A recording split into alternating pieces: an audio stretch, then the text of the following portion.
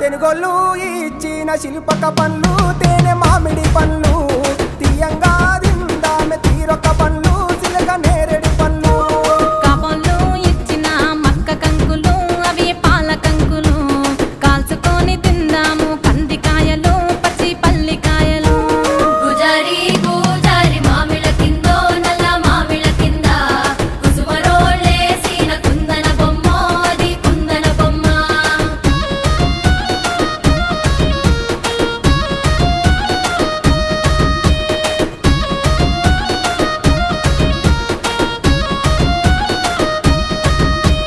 బెస్తోలు పెట్టిన పచ్చి చేపలు అవి వట్టి చేపలు